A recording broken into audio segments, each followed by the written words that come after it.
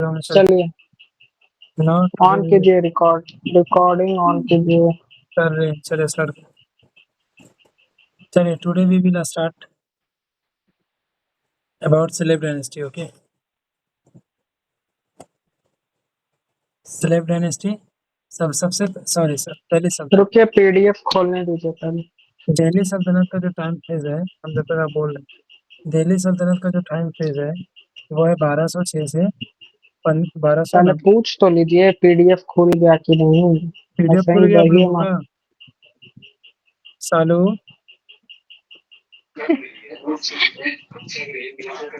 मेरा पीडीएफ हमको किसी पे मत।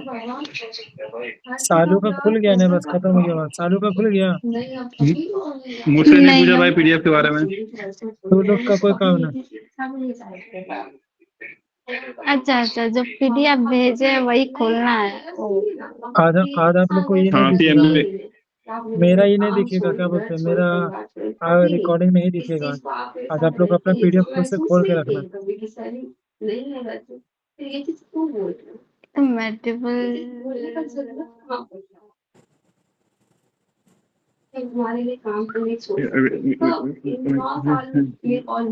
छोड़िए ना, इससे अच्छा है कि क्या चीज से अच्छा है? हम सोचे अपना नोट्स में निकाल सकते हैं।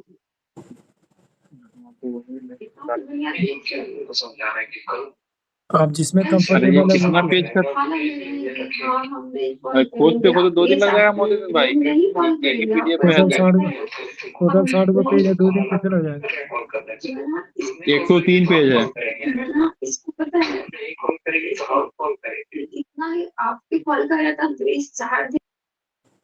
किसके बैकग्राउंड से आवाज आ रहा है, बंद कर दे प्लीज।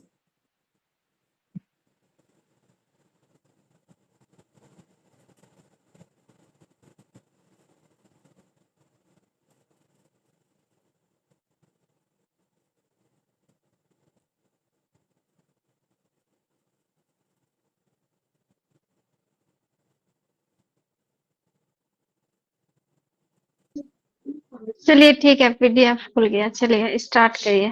करें स्टार्ट। मतलब चलिए। मेरा ही वेट कर रहे थे? हाँ, मेरा ही वेट कर रहे थे? आप ही का ही वेट ही कर रहे थे हम लोग। हम लोगों देखिए, का वेट करता नहीं है वो। दिल्ली सल्तनत, अच्छा। दिल्ली सल्तनत, दिल्ली सल्तनत को जो टाइम फेज है वो है 1206 से 1290। ओके, 1206 से 1290। इसमें 5 डायनेस्टी का नाम है। सबसे पहला celeb dynasty, number second Khilji, number third Tughlaq, number 4 Syed, number 5 Lodhi. India में इस्लाम, इन्वेंजन ऑफ इस्लाम, इसमें 4 वो किया था। सबसे पहले अरब, तुर्क्स, मुगल, उससे पहले अफगान, सॉरी अफगान। इसका कोई पॉलिटिकल रोल है, ये पॉलिटिकल एस्टेब्लिश करता है, ये भी करता है, ये भी करता है। ठीक है, आगे सबसे पहले है स्लेव डायनेस्टी। स्लेव डायनेस्टी का जो टाइम फेज है वो है 1206 से 1290। ओके, ये जो slave dynasty, Khilji dynasty, Tughlaq dynasty, Syed dynasty, ये जो चारों है वो हमारा है तुर्क्स। क्या है? तुर्क्स। और सिर्फ लोधी डायनेस्टी जो है वो हमारा है, हमारा Afghan dynasty. Okay, Afghan dynasty. अब अफगान डायनेस्टी, अफगान मतलब अफगानिस्तानी लोग। स्लेव डायनेस्टी, स्लेव डायनेस्टी में कुछ रूलर है। सबसे पहले है कुतुबुद्दीन ऐबक। स्लेव डायनेस्टी को ममलूक डायनेस्टी, ममलूक या इलबारी डायनेस्टी भी कहते हैं, इलबारी डायनेस्टी भी कहते हैं। ठीक है, आगे सबसे पहला Qutbuddin Aibak, he was the founder of Delhi सल्तनत। इसने दिल्ली सल्तनत को फाउंड किया था, स्लेव डायनेस्टी को। इसका कैपिटल लाहौर में है, मतलब कुतुबुद्दीन ऐबक का लाहौर में। देखिए, कुतुबुद्दीन ऐबक का कैपिटल लाहौर में। He is popularly known as Lakh Bakhsh. इसको लाख बख्श के नाम से जाना जाता है क्योंकि ये लिबरल डोनेशन देता था, बहुत डोनेशन बहुत देता था, इसलिए इसको लाख बख्श के नाम से भी जाना जाता है। ठीक है, he is also known as Quran, Quran Khwana, Quran Khwana के नाम से भी जाना जाता है क्योंकि इसके पास कुरान का बहुत अच्छा नॉलेज था, डीप नॉलेज था। He had constructed 2 now mosque. सबसे पहला कुव्वतुल इस्लाम जो कि दिल्ली में है, जो कि इंडिया का सबसे पहला मस्जिद है। ही इज द फर्स्ट मस्जिद ऑफ इंडिया। और नंबर सेकंड अलाउद्दीन का झोपड़ा, जो कि अजमेर में, अलाउद्दीन का, अलाउद्दीन का झोपड़ा इसको इसलिए कहते हैं क्योंकि इसको अलाउद्दीन में तैयार कर दिया गया था। He had constructed a minar known as Qutub Minar. इसने एक मीनार को कंस्ट्रक्टेड किया था जिसका नाम है Qutub Minar. In the found memory of Qutbuddin Bakhtiyar Kaki. एक सूफी संत था जिसका नाम था बख्तियार काकी, उसी की याद में इसने कुतुब मीनार का एस्टेब्लिशमेंट स्टार्ट किया था। याद रखिएगा कुतुब मीनार का 2 कंस्ट्रक्शन, मतलब पहला पिलर और दूसरा छत, यह बनाया था। बाकी पूरा कंस्ट्रक्शन इल्तुतमिश करेगा, वो हम लोग आगे देखेंगे। This minar is constructed of red and buff sandstone.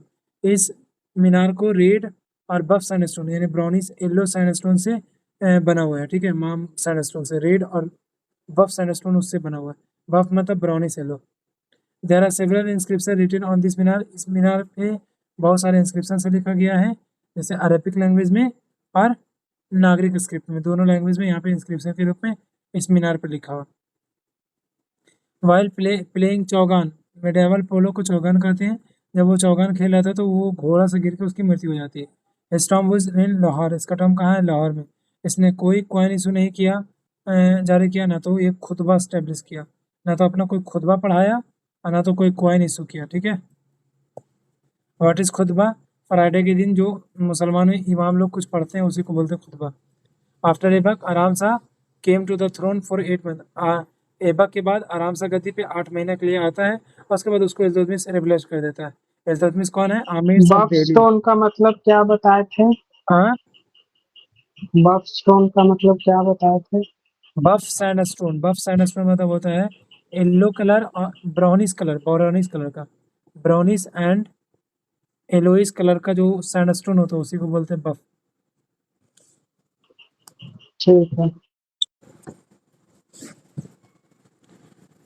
सालू आपको भी कोई भी दिक्कत होगा किसी टाइम भी कहीं पे भी दिक्कत, ये मत समझिएगा कि ना पूछिए, क्वेश्चन किसी टाइम भी पूछ सकते हैं, ठीक है सालू। Okay okay. आफ्टर इबक के मरने के बाद आराम से गद्दी पे थ्रोन पे आता है। 8 महीने के अंदर में इसको रिप्लेस कर देता है इल्तुतमिश। इल्तुतमिश दिल्ली का आमिर था, ठीक है, लेकिन वो गवर्नर कहाँ का था? बदायूं का था। आइए, इल्तुतमिश इल्तुतमिश क्या चाहिए? Before becoming sultan he was the governor of Badaun. ये सुल्तान बनने से पहले बदायूं का गवर्नर था, जो कि बदायूं कहाँ है? यूपी में, ठीक है।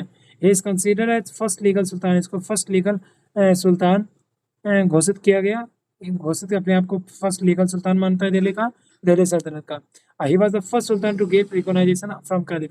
इसने खलीफा से, कैलिफ कौन था? ओटोमन एम्पायर में एक कैलिफ होता था, मुसलमान के इस्लामिक जो लॉ को देखते हैं उसको कैलिफ कहते हैं, ठीक है। तो कैलिफ से क्या करता था ये? कैलिफ से पहले रिकॉग्नाइजेशन लिया था इल्तुतमिश ने, ठीक है। तो ये अपने आप को फर्स्ट सुल्तान का कंसिडर करता है। अब एक होता है सुल्तान, एक होता है बादशाह। सुल्तान में क्या अंतर है, बादशाह में क्या अंतर है? तो सुल्तान में याद रखिएगा कि अथॉरिटी जो पावर है वो मतलब कम रहेगा, ठीक है। लेकिन बादशाह में ग्रेट किंग जो भी मुगल है, जिसको मैं सिंपल बात, जिसने कैलिफ से अगर ये लिया, अथॉरिटी लिया है, उसको सुल्तान कहते हैं। अब बादशाह जिसने कैलिफ से कुछ रिकॉग्नाइजेशन वगैरह नहीं लेता है, ये अपना रूल करता है। He is considered as real sultan. He had consolidated his empire politically, economically and administratively. इसको रियल सुल्तान इसलिए कहा जाता है क्योंकि इसने अपने एम्पायर को पॉलिटिकली, इकोनॉमिकली और एडमिनिस्ट्रेटिवली एकदम सिक्योर कर लिया था, ठीक है, कंसोलिडेट कर दिया था। हिज इनिशिएटिव यार, इसके क्या क्या इनिशिएटिव है? ट्रांसफर कैपिटल फ्रॉम लाहौर से दिल्ली। लाहौर से दिल्ली ट्रांसफर करता है क्योंकि कुतुब मीनार के समय में ये इसका कैपिटल लाहौर था, दिल्ली सल्तनत का। तो दिल्ली सल्तनत को लाहौर से दिल्ली से करता है। He had created a group of 40 Turkish noble known as Turkish अलगानी। इसने 40 तुर्किश नोबल का एक आर्मी मिलिट्री ग्रुप नोबल्स तैयार किया था, जिसको तुर्की चहलगामी या तुर्की चलीसा कहा जाता है, ठीक है। Its role was advisory. इसका रोल क्या था? तुर्की चहलगानी का क्या काम था? सिर्फ वो एडवाइस दिया करता था और उसके सिवा उसका काम कुछ नहीं। After the death of Iltutmish this group 40 nobles considerated huge power in their hand. Iltutmish के मरने के बाद ये जो 40 नोबल्स है वो अपने हाथ में पावर में ये ले लेता, ताकत को ले लेता, ठीक है। और जिसको मन करता गद्दी पे बैठाने का उसी को बैठाता है, मतलब बहुत ज़्यादा ताकतवर बन जाता है। Later this group was dissolve ended by sultan बलबल।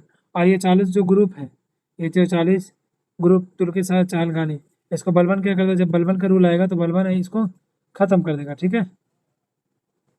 आइए, later this group was dissolve ended and sultan Balban, ठीक है।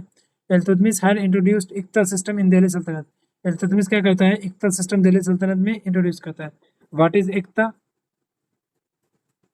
इक्ता is a piece of land. Iqta is a piece of land, okay. Only iqta is a piece of land and the holder of iqta is known as iqtedar muqti वली।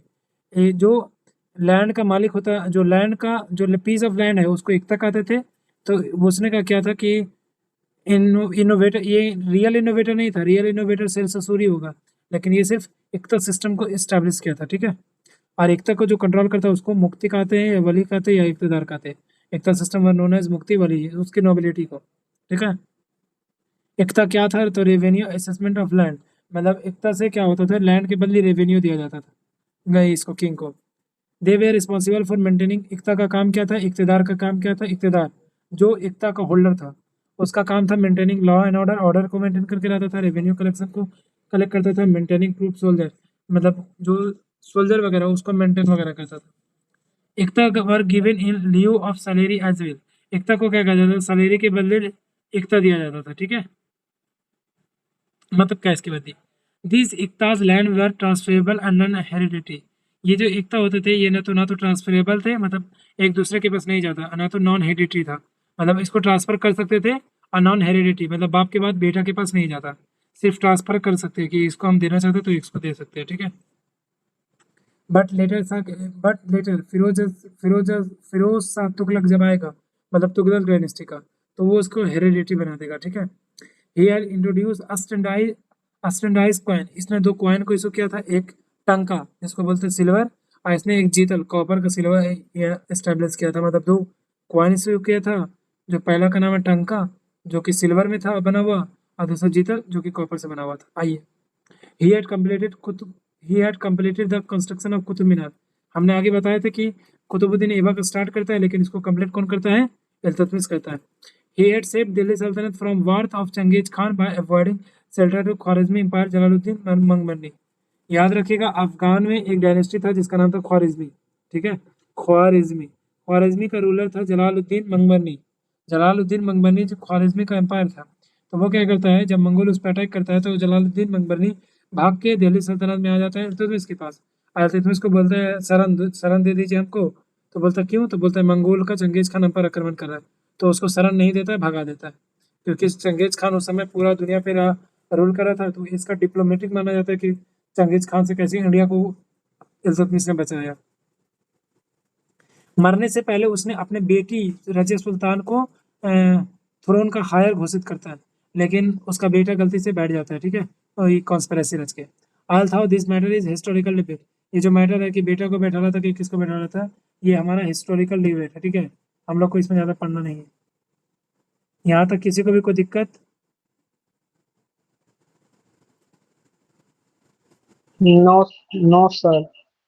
सालू आपको कोई दिक्कत? नहीं। थोड़ा सा speed ज़्यादा होगा सालू, बिकॉज ऑफ हम लोग कल रिवीजन करेंगे, we have already revised it, okay, वाले सेकंड टाइम रिकैप कर लें। और अगर आपको कुछ समझ में ना आता तो आप क्लास में पूछ लीजिएगा, आपको और अच्छा से एक्सप्लेन कर देंगे, ओके। नहीं, हमको समझ में आ रहा है, आप आगे बढ़िए ना। चलिए, अब आता है Razia Sultan. After the death of Iltutmish के मरने के बाद रजिया सुल्तान गद्दी पे आती है, गद्दी पे बैठती है, और लेकिन उस एक कॉन्स्पिरेसी, उसका ब्रदर तुरंत नहीं बैठता है, पहले रकनुद्दीन फिरोज बैठता है, ठीक है, उसके बाद रजिया बैठेगी। After the death of Iltutmish के मरने के बाद उसका बेटा रकनुद्दीन एक कॉन्स्पिरेसी रच के सुल्तान बन जाता है। रियल तो हायर इल्तुतमिश ने किया था रजिया को, लेकिन बेटा बन जाता है with support of Aamir of Delhi, और जो दिल्ली का आमिर था जो 40 गो था, उसके सपोर्ट से रकनुद्दीन बैठ जाता है, ठीक है। रजिया उद्दीन क्या करता है, बाद में रजिया उद्दीन क्या करता है कि जुमा के दिन वो लाल पगड़ी, लाल कोट पहन के, लाल टोपी पहन के रोड पे उतर जाती है, और बोलते कि मेरा पापा ने मेरे लिए वसीयत किया था कि राजा हम बनेंगे, मेरा भाई ने किया। तो वहाँ पे का जो जितने भी आमिर्स है वो रजिया सुल्तान को बैठा देता है गद्दी पे, ठीक है। बैठाने के एक ये भी रीजन है कि रकनुद्दीन एक रिवोल्ट को दबाने गया था, मुल्तान का रिवोल्ट, तो रकनुद्दीन नहीं होने के कारण इसको फायदा मिलता है और गद्दी पे बैठ जाती है Razia. Razia was the first and only Muslim female ruler of India, but she not liked by male-dominated medieval society. Razia Sultan पहली और लास्ट मुस्लिम रूलर थी फीमेल ऑफ इंडिया, ठीक है, लेकिन इसको कुछ मेल डोमिनेट लोग जो होते हैं वो गर्ल्स को ज़्यादा प्रिफरेंस नहीं देते हैं, प्रिविलेज नहीं देना चाहते हैं, तो वो मतलब उनको बुरा लग रहा था कि एक औरत होकर मेरे पे डोमिनेट कर रहा है, ठीक है, तो मेडिवल सोसाइटी में मर्द लोग को लग रहा था। For efficient administration, she had appointed Abyssinian slave Malik Yaqut to an important office of Amir Yaqut, superintendent of royal houses, which was not liked by Turkish Amirs and Turkish Algani, and therefore she has deposed and killed Turkish nobility near Kaithal, Haryana, when she was suppress revolt of Altunia the governor of Bathinda. सुनिएगा ध्यान से। रजिया सुल्तान क्या करता है, एक non Turkish, एक governor अब्सिसियन slave तुर्की एक slave non Turkish slave था जिसका नाम था मलक याकूत। मलक याकूत को क्या करता है, वो अपने ऑफिस में इंपॉर्टेंट जगह देता है उसको, यानी उसको अमीर याकूत बना देता है। अमीर याकूत मतलब होता है सुपरिटेंडेंट ऑफ रॉयल हॉर्सेस। सबसे पहले रोल का वहाँ पे हॉर्स बहुत ज़्यादा मतलब मेडावल टाइम में हॉर्स का बहुत ज़्यादा इंपॉर्टेंट था, तो वो क्या करता है, अमीर याकूत उसको बना देता है रॉयल हॉर्सेस का देखभाल करने के लिए, ठीक है, उसके हाथ में दे देता है। लेकिन जो तुर्की से ये तो नॉन तुर्की था, तो जो तुर्किश नोबल था, जो तुर्किश आमिर था, वो इसको लाइक नहीं कर रहा था, अमीर याकूत को लाइक नहीं कर रहा था, ठीक है, मलिक याकूत को, और तुर्की चाहलकानी भी उसको लाइक नहीं कर रहा था। तो एक बार की बात है, जब अल्तुनिया रजिया सुल्तान और ये मलिक याकूत जाता है वो लड़ाई करने रिवोल्ट ऑफ भटिंडा, मतलब governor revolt of Altunia Bathinda के खिलाफ, ठीक है, भटिंडा के खिलाफ। तो वहाँ पे रजिया ने क्या करता है, मतलब एक कॉन्स्पिरेसी रच के भटिंडा के राजा से शादी कर लेता है, ठीक है, अल्तुनिया के राजा से शादी कर देता है जिसका नाम है भटिंडा, ठीक है, भटिंडा के राजा से शादी कर लेता है। और उसके बाद वो जब आने लगती है, वापस आने लगती है, तो कैथाल में हरियाणा में रजिया सुल्तान को और अल्तुनिया के गवर्नर को और मलिक याकूत को मार दिया जाता है, ठीक है। क्यों मार दिया जाता है, क्योंकि फीमेल डोमिनेट करे थे मेल पे, इसी वजह से मार दिया जाता है, वो कुछ लोगों को पसंद नहीं था। उसके मरने पर एक मेडावल स्कॉलर है, मतलब मेडावल फिलोसफर है, वो मिनाजुस सिराज उसका नाम है, वो बोलते हैं कि Razia had ended all qualities of a king, मतलब उसके जो किंग का क्वालिटीज होता है उसके पास सब कुछ था, but she was not born in right sex, मतलब वो सही जेंडर में पैदा नहीं होती है, ठीक है, मतलब उसका सिर्फ गलती एक ही था कि वो फीमेल थी। अब इसका चौथा राजा है बैराम शाह। बैराम शाह का टाइम पीरियड है 1240 से 1242, 2 ही साल का है। After Raja Bairam Shah came to the throne, Bairam Shah ही मरवाया था, याद रखिएगा, बैराम शाह ही मरवाया था। बैराम शाह गद्दी पे आता है और इसी के समय में पहला मंगोल इन्वेजन हुआ था। यूपीएससी 2021 क्वेश्चन पूछ चुका है इस क्वेश्चन पे। देखिए, पहला मंगोल इन्वेजन किसके समय में हुआ था, तो बैराम शाह। किसके लीडरशिप में हुआ था, तो मंगोल का राजा कौन था, याद रखिएगा, तैर बहादुर, ठीक है, 1241 में हुआ था।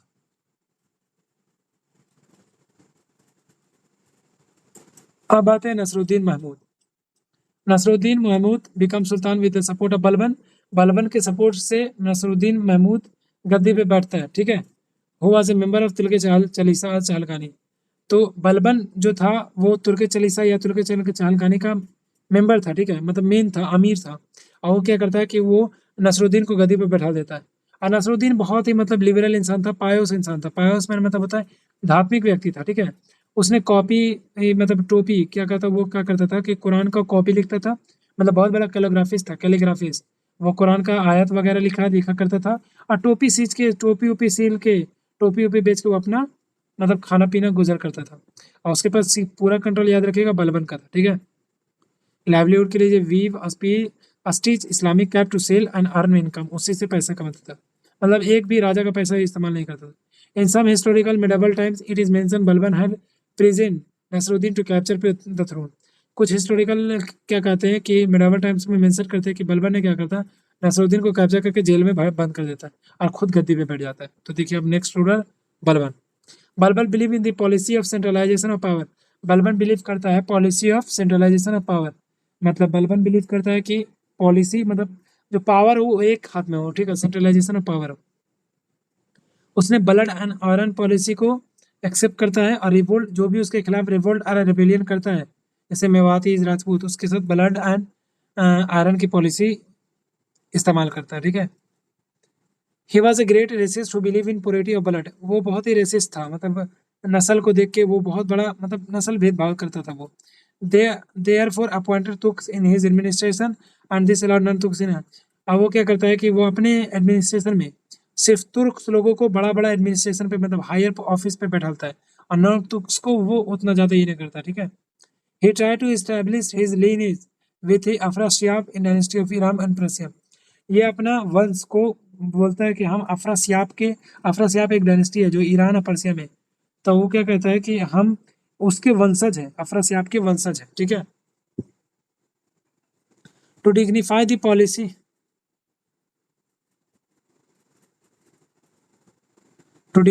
Policy of sultan he had called himself called himself niyabat khudai, that is representative of God, and zille ilahi, that is shadow of God. इसने अपने पोजीशन को डिग्निफाई करने के लिए इसने अपने आप को नियाबत खुदाई कहता है, या फिर गॉड ऑफ जिले, गॉड मतलब भगवान का साया है, ठीक है, मतलब उसका छाया है और हम उस पर रूल कर रहे हैं. He had introduced some Persian tradition. उसने some Persian tradition को स्टैब्लिश करता है, जैसे सिजदा, prostration, पाइबोस, kissing of feet, Persian festival Nowruz भी स्टार्ट करता है. He had discontinued तुर्की चाल गानी, हम लोग पहले देख चुके हैं. He had established independent military department, दीवाने अर्ज. उसने तुर्की चाल गानी को खत्म करके दीवाने अर्ज स्टैब्लिश करता है और दीवाने अर्ज को दीवाने वजारत से अलग कर देता है. पहले तुर्की चाल गानी ही सब काम करता था, लेकिन वो दीवाने अर्ज अलग बनाता है मिलिट्री के लिए और दीवाने वजारत डिपार्टमेंट ऑफ फाइनेंस के लिए. After Balban his weak successor Kaikukabad and Kamurs came to the throne. Quick successor, Balban के बाद उसका जो क्यूक सक्सेसर है कैकुकाबाद और कैमूर्स गद्दी पे आके बैठता है और तुरंत कुछ ही महीने के बाद में ये लोग खत्म हो जाता है. During the time of Kayumars his military commander Jalaluddin Khilji replaced and executed him and established Khilji dynasty. क्या करता है कि इस क्यूमर्स के समय में एक इसका मिलिट्री कमांडर था जिसका नाम था जलालुद्दीन खिलजी. जलालुद्दीन क्या करता है कि क्यूमर्स को मार फेंकता है और हटा देता है, उसको खत्म कर देता है और एस्टैब्लिश करता है खिलजी डायनेस्टी. ओनली हम लोग 20 मिनट में क्विक रिवीजन करके खत्म कर दिए. क्या कोई दिक्कत किसी को बलबन में? अभी तो कुछ नहीं. सालू निकल गई है. कब?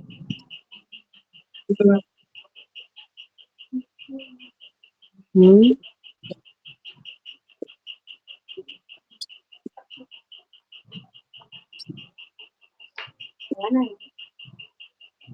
अभी तुरंत निकली है सालू. आने दीजिए. बोलिए मुन्नू, तब तक कुछ.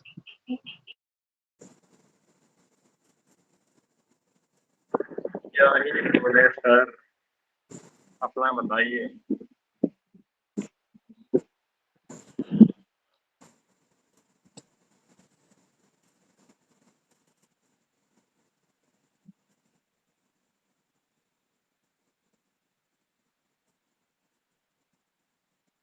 आई नहीं आएगी. तो कंटिन्यू करें.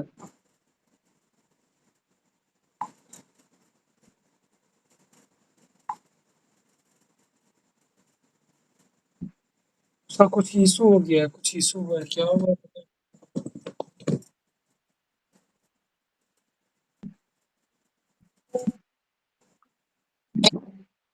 कल से अच्छे से करेंगे. डन, ठीक है, चला गया. अब इतना कितना पहले मिनट का हुआ? 20 मिनट का. बंद कर दिए रिकॉर्डिंग? बंद कर दे. हाँ कर दीजिए.